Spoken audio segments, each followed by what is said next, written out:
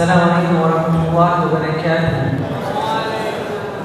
Brothers and sisters in Islam, I am very happy to be here because even it is far from my country, it is also some country too. I am also happy in being here also. I will talk by using two verses. As you know, Nursi speaks in all lessons from ayahs and hadiths.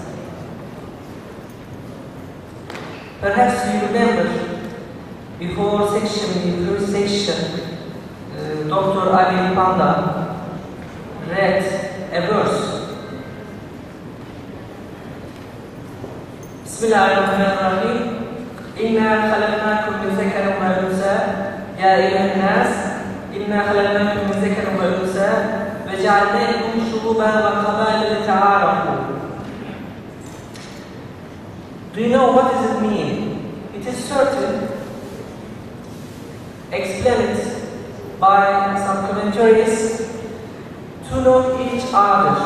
But Nursi said after this verse, in Arabic fasting, إِنَّا خَلَقْنَاكُمْ مِنْ ذَكَرٍ وَأُنثَىٰ وَجَعَلْنَاكُمْ شُعُوبًا وَقَبَائِلَ لِتَعَارَفُوا يعني لا تتخاصموا. If I say in English, created you as peoples, nations, and tribes so that you should know one another and relations between you in social life and assist to one another, not so you should regard each other as strangers, refusing to acknowledge one another and nurturing hostility and enmity.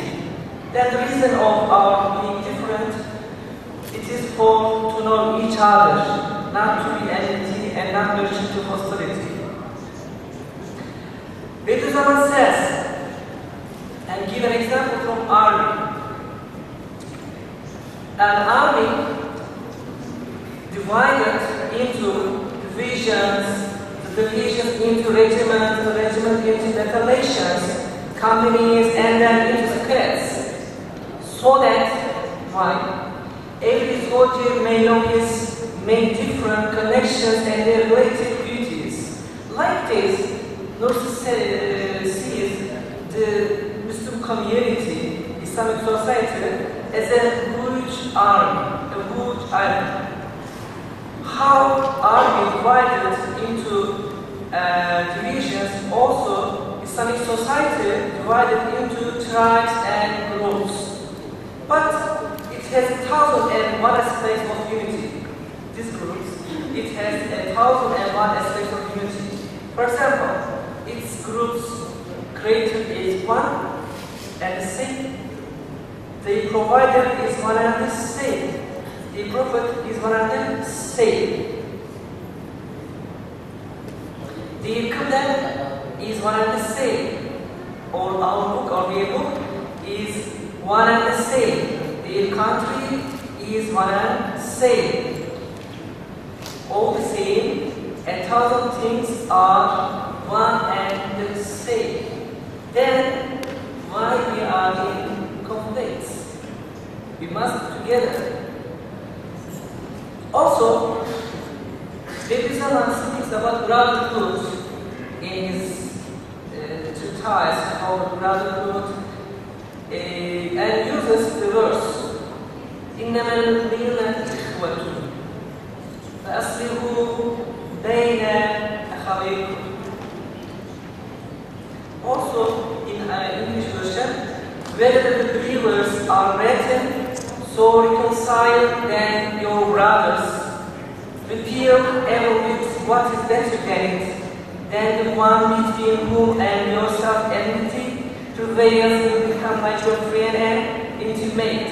And also, those who suppress their anger and forgive people very good, will become laws, our laws, and those who do good.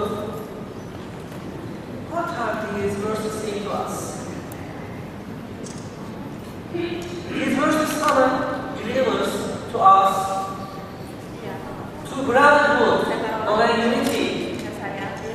According to Medizana, dispute and discord among believers, among us, and partnership, obstinacy, and envy, these are leading to rancor and enmity among us, or among believers.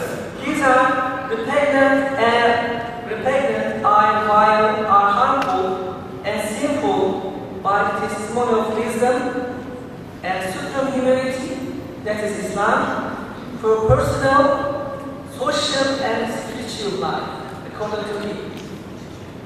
He explains these aspects in short. Then we talk about some problems between us, but what are the solutions? Medizana shows us the solutions for cures for the illnesses in 6 aspects.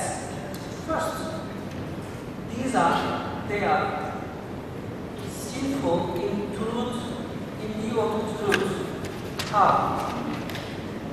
If there is a person of a believer who may be compared to a divine, not like but as well as true innocent attributes such as belief, Islam, and mere words. And if you then nurture rancor and enmity against him on account of one criminal attribute that harms you, desiring the sinning of his being, then you too will be a criminal due to greed, publicity. How do you understand this?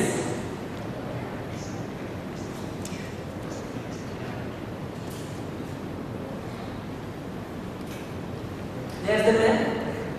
He has one bad attribute, but there are none. If we nurture the hostility to them because it's one aspect, then it's not good. Then we have to go. We mustn't see him as criminal. Perhaps we must forgive him. This is explanation of Nursi. Second aspect, the enmity and rancor are also simple in the view of wisdom. For it's obvious that enmity and love are opposites, just like the light and darkness. While maintaining their respective stances, they cannot be combined. For example, if love is truly found in a heart by virtue of predomination of the causes that produce it, then enmity in that heart can only be metaphorical and takes on the form of compassion. The believer loves and should love his brother and is pained by any evil he sees in him.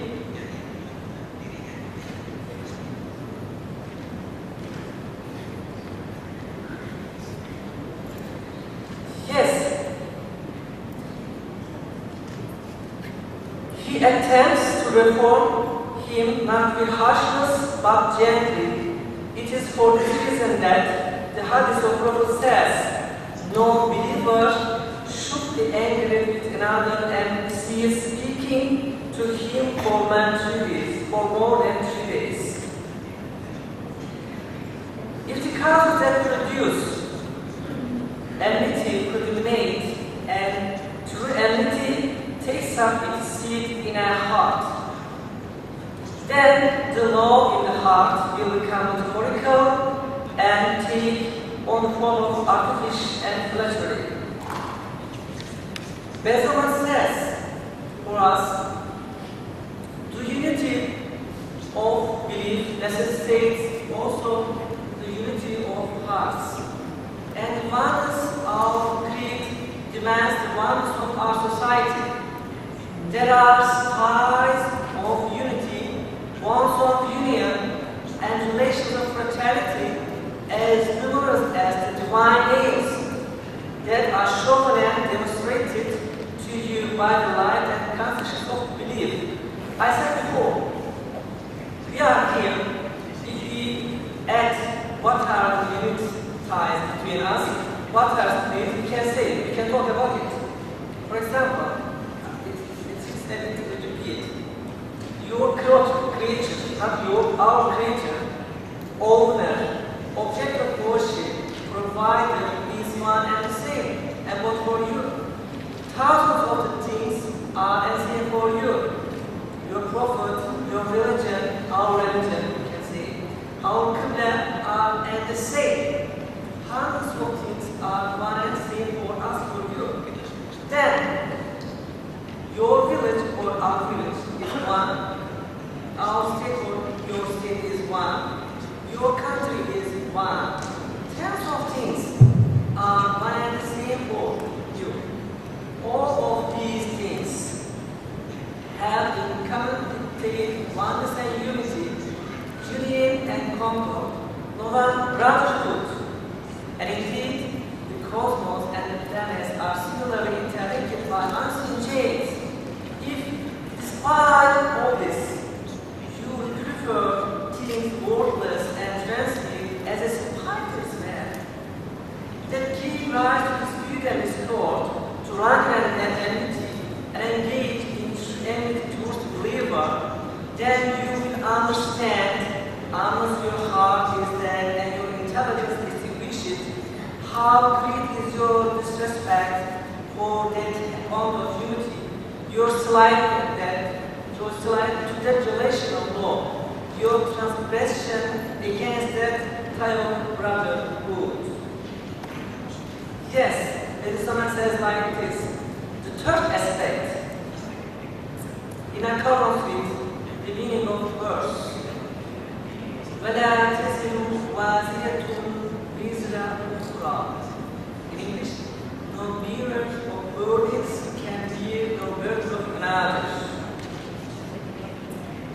This is explaining pure justice. To nurture rancor and enmity towards a believer is like condemning all the innocent attributes found him on account of one criminal attribute and is hence an act of great injustice.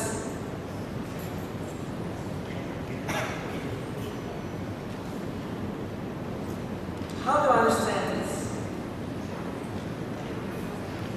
If you go further, for example, and include in your enmity all the relatives of a believer on account of a single evil attribute of his, it is called as primitiveness in history of idea, then in accordance with the following verse in which the active participle is in the intensive form, when the man is much given to wrongdoing in an insana as a rule.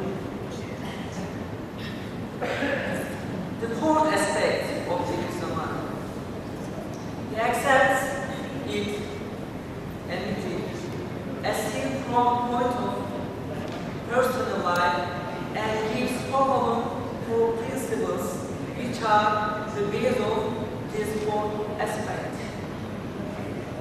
First principle, when you know your faith and opinions to be true, you have to right to say, my way is right and the best. But you don't have the right to say, only my way is right. The second principle, it is right, or it is your right, that all you know, all you say should be true, but not that you should say, oh, is that true? Third principle, if you wish to nourish enmity, then direct it against enmity in your heart. I'm repeating this. If you wish to nourish enmity, then direct it against the enmity in your heart and attempt to rid of yourself of it. Be an enemy to your incrementing soul and its caprice and attempt to reform it. For it inflicts more harm on you than all else. not engage in enmity against believers on account of their injurious soul. For principle, those who cherish rancor and enmity transgress against their own souls, their brother, believers, and divine mercy. Fifth aspect, obstinacy and partisanship are extremely harmful in social life. Obstinacy and partisanship are extremely harmful in social life. I'm cutting short. The sixth aspect, spiritual life and correctness of worship will suffer as a result of enmity and rancor, since the fruit of intention, that is the means of salvation, will be damaged. In short, what can we see as a result? Yes, we Muslims, if we practice these principles as I explained shortly, if we practice these principles in our life, then sure we can find a way to brotherhood and